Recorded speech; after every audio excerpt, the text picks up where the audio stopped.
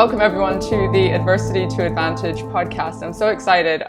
Far, far away, we've got Nate Bailey on the line. He's a renowned speaker, coach, best-selling author, and has so much in his story that I'm curious to know more about so that we can understand how he has created, his own success story based on his life. Welcome to the show, Nate. Thank you. Well, I really appreciate it. It's an honor to be here today and to be with you on your podcast here. Thank you. I appreciate it. So give us a little sense of what life is like for you at the moment. What are the things that you're passionate about and sort of driving forward on? Yeah. Well, currently right now, so I live in, like you said, far, far away, Minnesota in the United States. And I currently travel back and forth from Minnesota to California every month. I'm the lead trainer and lead coach inside of the Prosperity Revolution, which we do a few different events. We coach, we train, we lead men and women across the world, entrepreneurs, married entrepreneurs that are building businesses but ultimately really want more out of life. And so that's currently what's present for me. And also on top of that, so as a leader, as a coach, as a speaker, author, all of those things, as putting myself out there every single day, I live kind of by this motto of live what you teach or live what you preach. And so really for me, outside of doing that, is I'm constantly trying to do what I like to say is just hard stuff every day. There's things that are going to continue to push me and make me grow and get me out of my comfort zone. Cause I always, this morning, I was walking into my daughter's room and I have this event coming up in September and I'm kind of scared about it. Like scared is the right word, or, you got this resistance, this fear, all these stories that pop up inside of our life that try to keep you comfortable, try to keep you from doing the things that are hard. Yeah, keep you safe. And it's just funny because I'll realize them. And I can come up with all these reasons of why I shouldn't, or to justify not doing these things, right? It's like, why can't I just be okay going to the gym every day and just kind of doing a little bit of work? It's still way more than everybody else, and just be all right with that. And I don't know, there's something inside of me that continues to push for more. Amazing. Because we can be really smart about that as well. Like our mind can come up with the most logical, sensible reasons and excuses for why we shouldn't push ourselves outside of our comfort zone. Yeah, absolutely.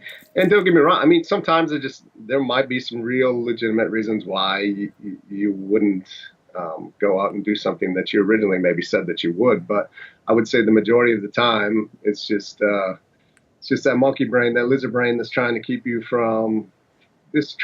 complacent, comfortable. So I love your ethos, and I definitely talk about leading by example. If we're asking other people to do things, we've got to be doing them ourselves and proving to ourselves and other people that what we're saying, has some kind of impact, some reward, but also the struggle bit that, that we all feel no matter how far along in the game we are. So I'm curious about what got you to this place, because I imagine you weren't just born going, let me just push myself out of my comfort zone every single second all the time. Give us just a little bit of context about growing up. So what was it like? Did your parents have that sort of ethos of push yourself outside of your comfort zone, or what was that like? Yeah, I would say not necessarily. It's not, my parents were always, I don't, in case you're watching, Mom, Dad, it's not that they weren't hardworking and always, not the mentality of, you're entitled to get whatever it is that you want. Definitely not that. But at the same point, maybe not necessarily pushing themselves out of the comfort zone. I don't think a lot of people do, and it's not good or bad, right? Like right. If you're not that person, that it's okay, and I don't have anything about it. That whatever works for you is what works for you. But I just feel, I don't know, I think I've always had it innately inside of me, not necessarily that I've always listened to it, probably more so really in the last 3.5 years where I've really made that shift to that mentality. I was an athlete growing up, and I was always pushing myself harder than most other kids growing up. And then you get into college, and then you kind of get around some of the same people, right? Because to go to college and to play football like I did, you have to have that similar mentality. But then there's always, others that are just working off skill alone, right? And I was one that was never really quite good enough to work just off skill alone. And so I've always had to push and work. And then, I finished football in college and I joined the military. and okay. I don't know why I joined the military other than I think it was just like, I wonder if I can do this. I wonder if I have what it takes to go through. So it was almost like this another physical challenge. And in a way, thinking back, just thinking about it out loud right now, is that, it was another way for me to do something hard that I was uncomfortable with, that I was definitely scared and nervous about, a lot of uncertainties, unanswered questions that you just don't know if you will have what it takes to go ahead and do that and be successful. And so that led me down that path. And today, over the last 4 or 5 months, I've decided I wanted to see if I had what it took to run 100 miles. And so without stopping, and I'm a pretty big guy, and so I've attempted 200-mile races, and I actually haven't completed it. I've gotten 76 miles is the last time I went was 76 miles. And I'm like one of the biggest guys there. Like I'm not, I'm 6'3", 230 pounds. And the typical 100-mile runner is, they might be 6'3", but they're 170 pounds. And correct me if I'm wrong, but a normal marathon is 23 miles. Is that right? Yeah. So marathon's 26.2. 26.2. Okay. So it's 26.2. And you have achieved 76 miles, I think you said. Yes. Which I get that you're still pushing yourself to the 100, but I just want to give people some context of how far and how much endurance that and physical skill, but also mental skill in order to be consistent and build up that endurance. I mean, what's the mental part of it? Obviously, we can understand that there's the physical conditioning, training, building it up, and all the rest of it. But I'm curious about what's the mindset work that you do, or that you train yourself in, or that you just hope for the best with. The mental part is a huge piece of it. A lot of times I hear people say that it's more than the physical part. I'm not sure where that lands, but the mental piece is big, right?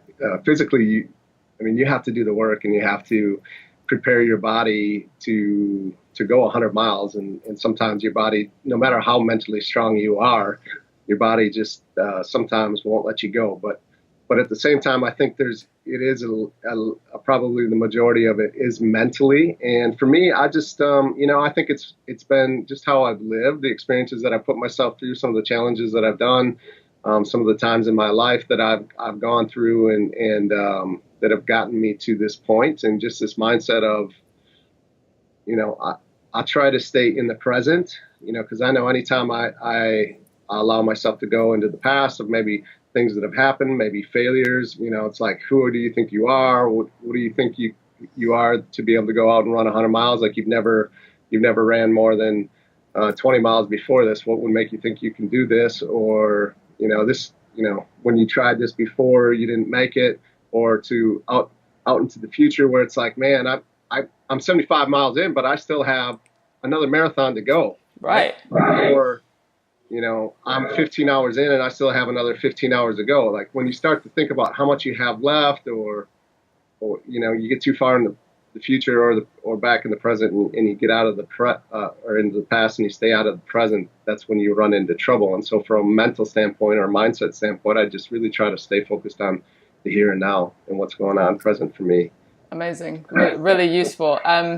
So the examples that we're looking at the moment, sort of joining the army and running, it's almost like self-inflicted adversity, so to speak. Like you're going, let me jump into this and bring it on and prove to myself if I can handle it. But I'm curious about if there were adversities that you faced that maybe were out of your control and that kind of hit you in some way and in a roundabout way trained you mentally in order to take on the ones that are now maybe self-inflicted. Yeah. I've been thinking more about this. My dad, my biological dad, he's never been in my life. He was around when I was a year and a half. I think he took off somewhere around there. I don't really, remember when that was. The last time I ever saw him was in second grade. I went to see him for a week or two, and then I didn't have any contact with him. He just went dark. until my birthday was, I think it was my 14th or 15th birthday. He called out of the blue, and we we were in contact for like 6 months, and then I haven't seen or heard from him since. And so why I say why I bring this up is because I think it has probably shaped me and who I am, more than I've ever given it credit. And I think about it more lately because I have kids. I have a 10-year-old, an 8-year-old, and an almost 6-year-old, and they start to ask questions, um, like about my dad, and I really never put much thought into him. There's many days or even months or years where I will go without thinking about him because he just really never was there. And I've had my mom remarried, and a stepfather that I look to definitely as my dad. That's been there since I was about 5, and was my father, and is my father. Um, and so, yeah, I just never put much thought into it, but I've been reflecting more as my kids ask more questions, and I start to think, and I'm like, man, how has that really shaped me? And I think it really, mentally has shaped me and who I am and who I want to be as a father, who I do not want to be. Like, I do not want to be the guy that just leaves his family for whatever, I have no idea why, and, so you can start to play that game of like, why did he do this? Why didn't he? What's going on in his life? What's going on in his world that would make him do that? Maybe it's shame and guilt that has kept him from being a part of my life. And so, yeah, that's one, I guess, moment that, like I say, I haven't put a lot of thought into, but I have more so lately. And then, just like anyone else, marriage isn't easy. And me and my wife have been through some crazy times, ups and downs, and one thing that we haven't done is we haven't both at the same time been willing to give up on each other or on the marriage. Like, there's been times where I have been ready to do that, and I know there's been times when she has, but we haven't at the same time been like, yeah, this is it. And so I've heard that that's the magic of marriage, is yeah, not wanting to break up at the same time.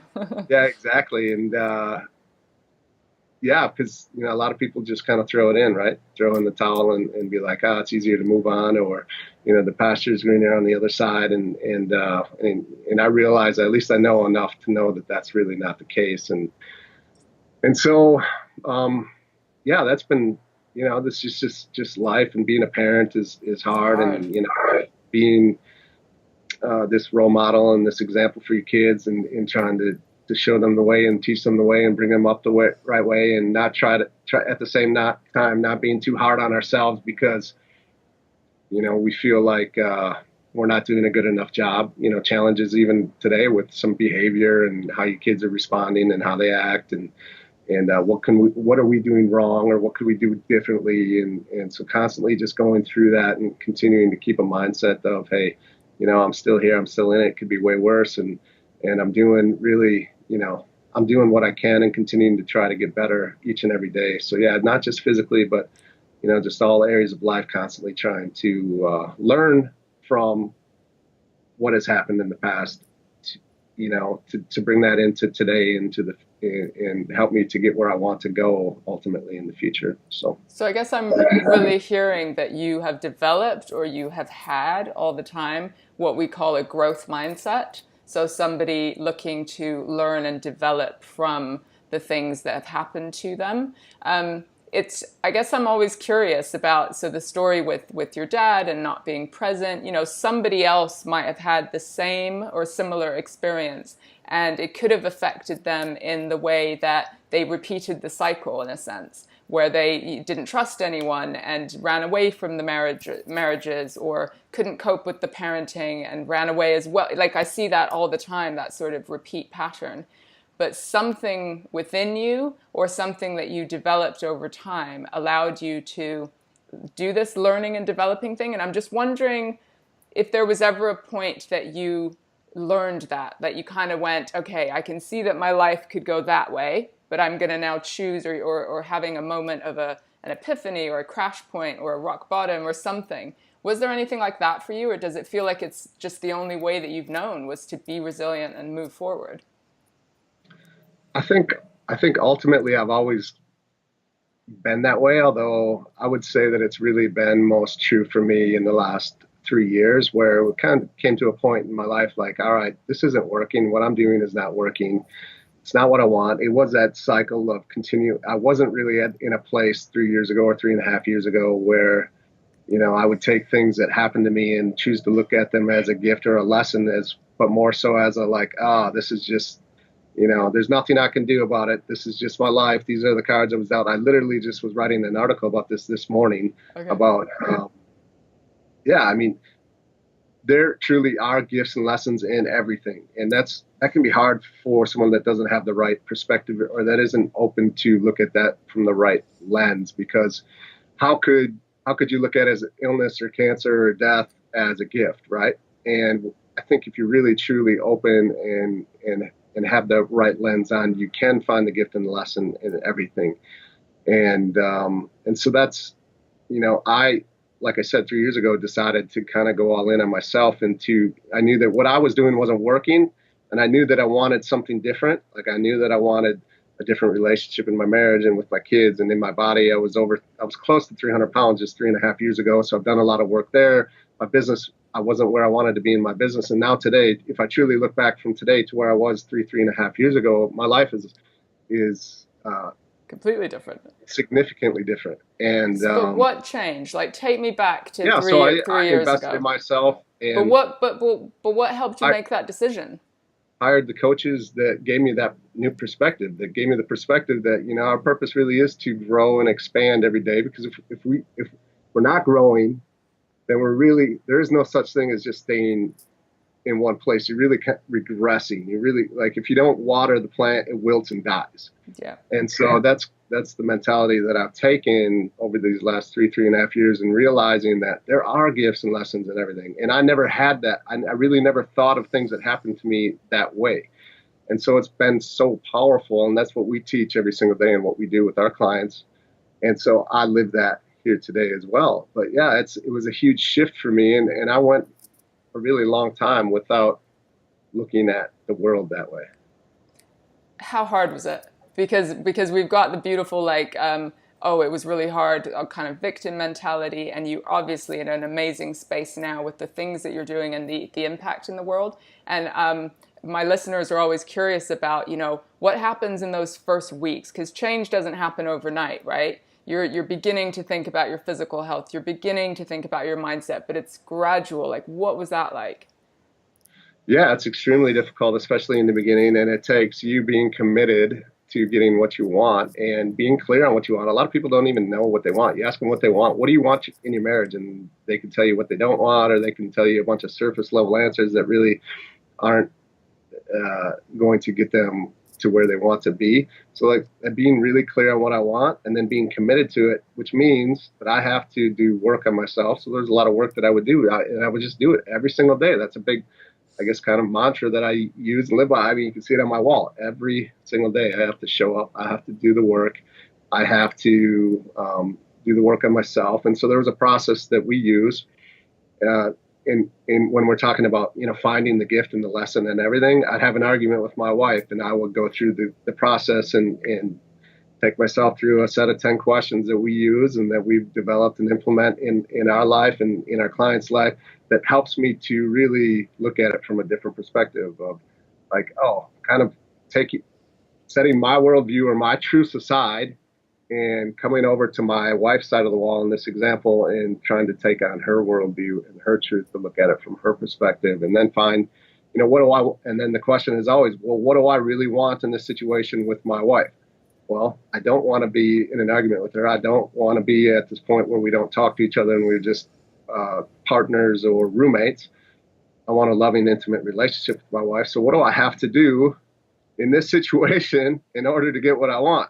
Well, it means that I probably have to find the gift and the lesson in it and use that to help me get what I want moving forward. So, and you might need to be vulnerable as well.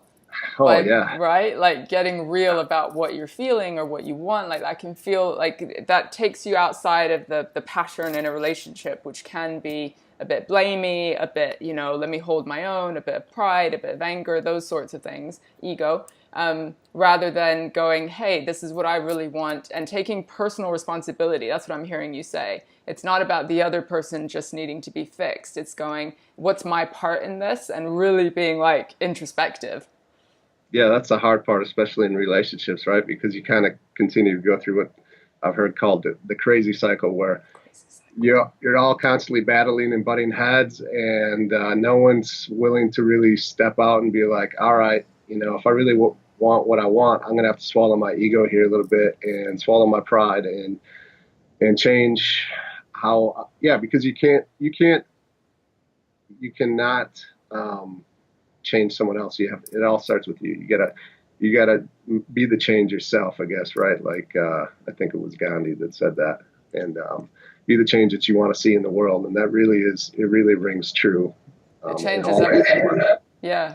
And then consciously deciding or verbalizing or writing down, what you actually want, because I mean, that changed the trajectory of my life. And it was shocking to me that no one had ever asked me that question. What do you want? And I went to I should do this, or I need to do this, or these people are counting on me for this. And it turned out that my whole life was bouncing around other people's views, conditioning, and opinions about how I should live. And it's like, no wonder I'm fucking unhappy, right? Yeah.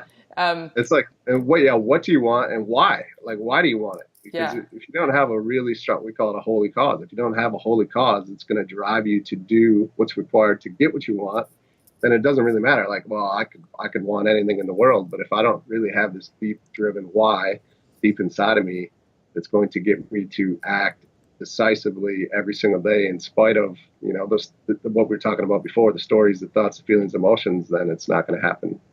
So yeah, it's absolutely. It's a process, and it's a process of defining it, right? Because I realized that I wanted freedom more than anything in the world, and it's like, well, what does that actually mean to me? Why do I want that? And that stemmed from being raised in a religious cult. And even though I'd left it physically, I still wasn't free, because I'd just been repeating a pattern in a new relationship, in a new kind of trapped situation.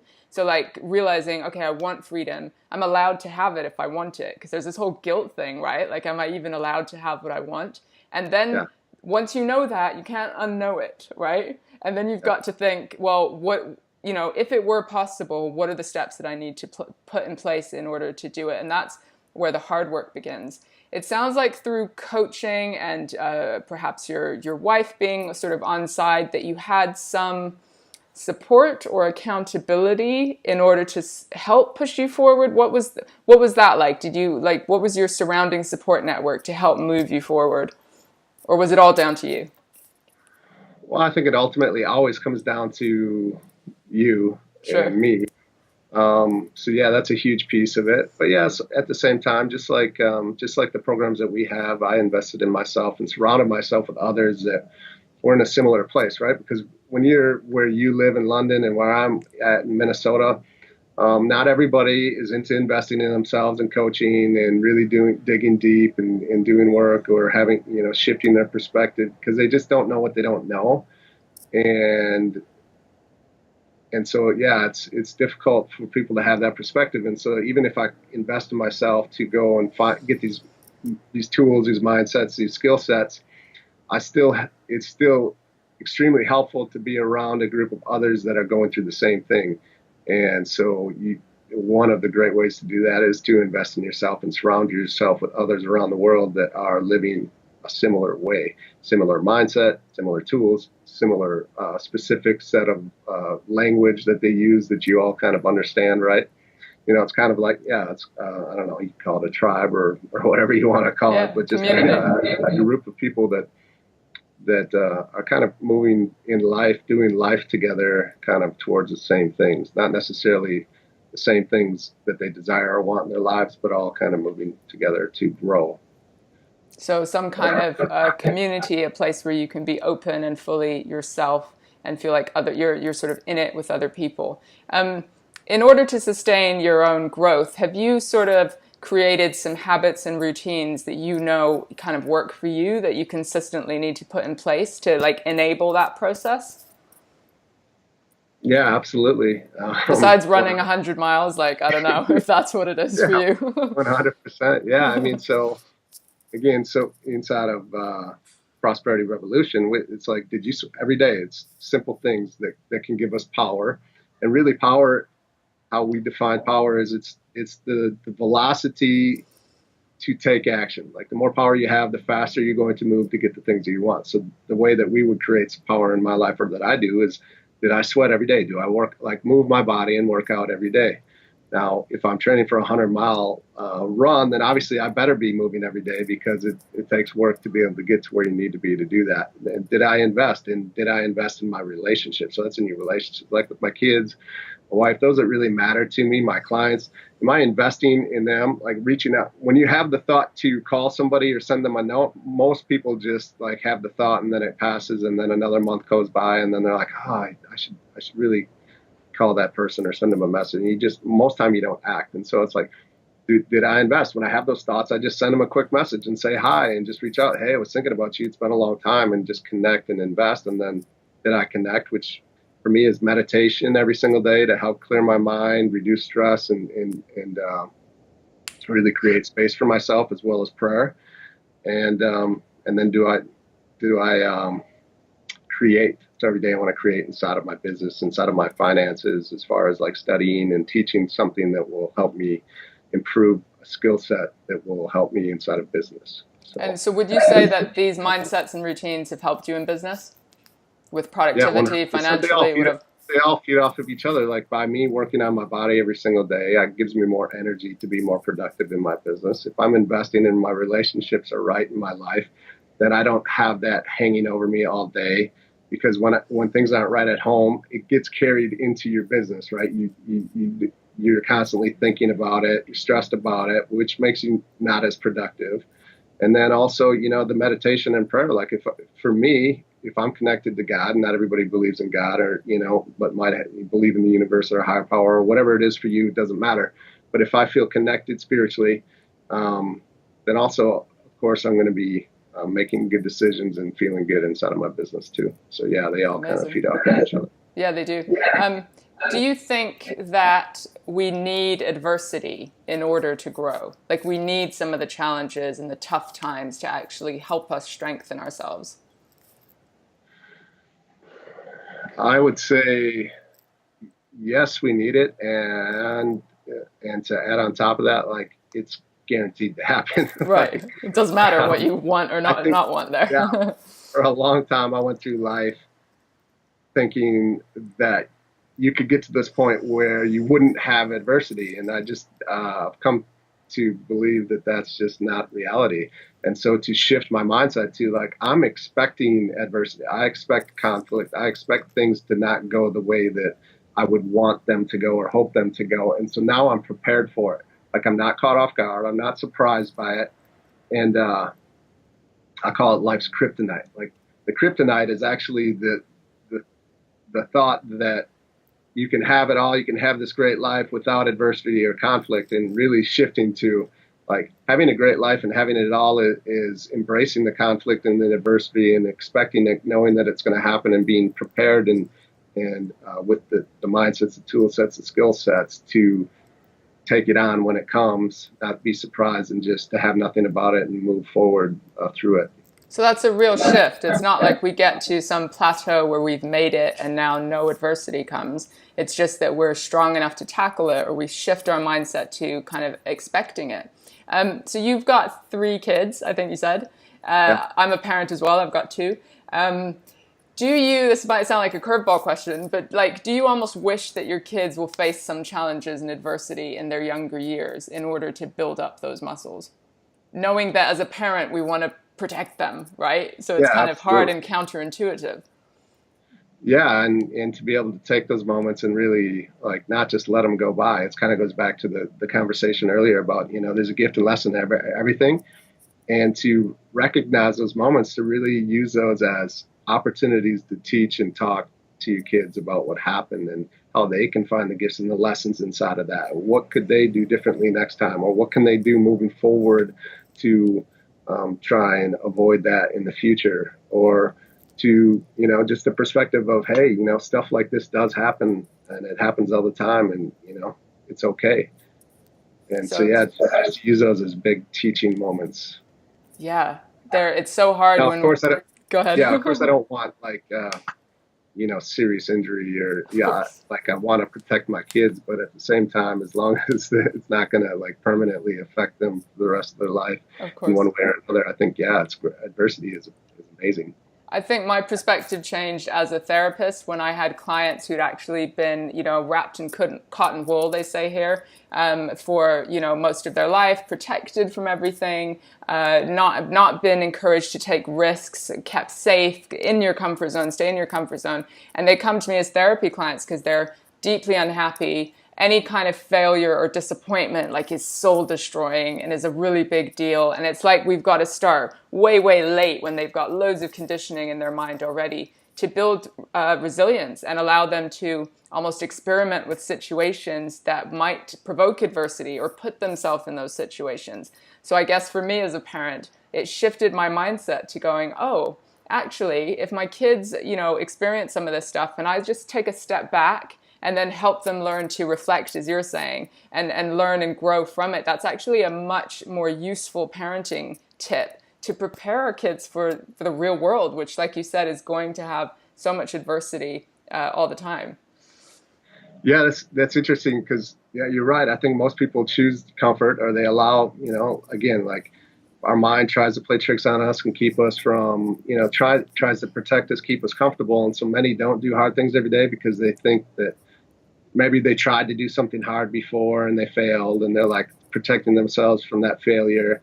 Or they're like, it's just more comfortable and easy to sit here and just not grow and expand and just enjoy the life. But then, like you said, what happens is really it's almost the pain is more because it comes down to like really being unfulfilled, I think is what we're talking about. I just wrote an article on this, fulfillment versus achievement. You can be in this mode set of like constantly just trying to achieve things just to achieve them, or you can really create a life for yourself where you are going after things that will really fulfill you and give you purpose and drive in your life. And if you're not even trying to achieve or fulfill, then you're in this place of just like mediocrity. And I think that's what you're talking about is like these people that are coming to you, and it's just a slow drip over time of like they don't even realize it to the point where they're just like they're looking around and they're like, what am I doing? What's going on? Like I'm 60 years old or I'm 50 years old, and this is what you're like. This has to be more.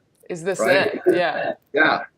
Yeah. And depression, anxiety, some of those things begin to develop when you simply haven't practiced the tools. I like how you're talking about relationship quite a bit because people don't often realize what a practice ground that is for building resilience, for being vulnerable, for bringing our whole selves, for all the stuff that you're talking about. And of course, it affects business and all the rest of it. But that's sometimes the place that we take for granted, and we go into automatic pilot, like, okay, I'm going to be on my best behavior out here, but when I'm home, I'm just going to let it all fall apart and just let it all out because we're comfortable in that space. But the like we've got to. I love how you said invest in ourselves. We've got to invest. We've got to do something proactively in every part of our lives. What is the next frontier for you? What is Nate's sort of new possibilities? What are you working towards? What's my next what? My next Your year? next frontier, yeah. So what are you working towards? I want to help and impact lives, like generations. So I'm going to continue to grow as a speaker, as a writer, as a leader, and I want to have relationships with my kids, and I want to be able to impact them in a way that makes them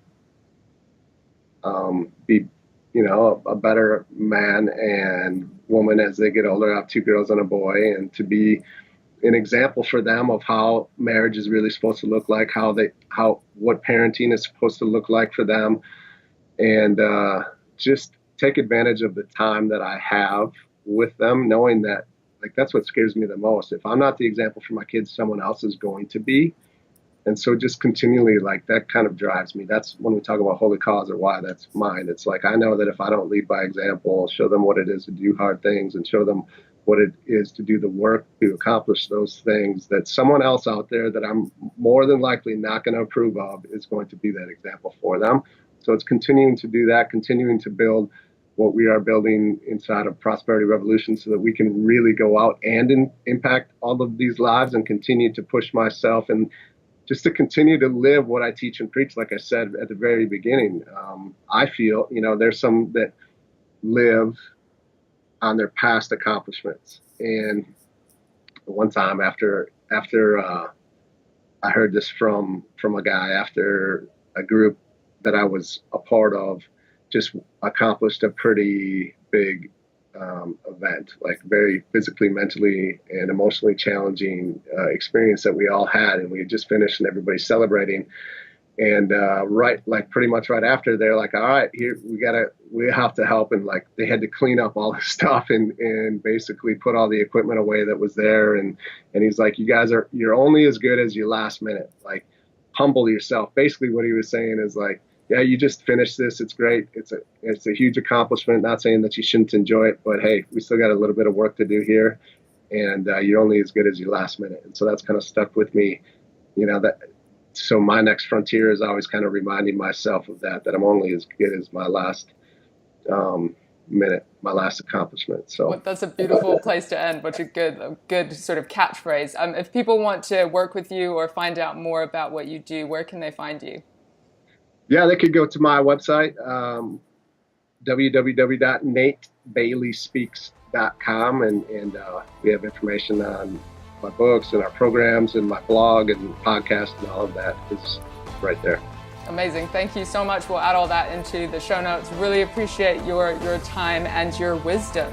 What was the saying again? Let's end with it. You're only as good as your last minute. You're only as good as your last minute. You're only as good as your last minute. I'm going to take that with me. Thank you so much. Thank you. I appreciate it.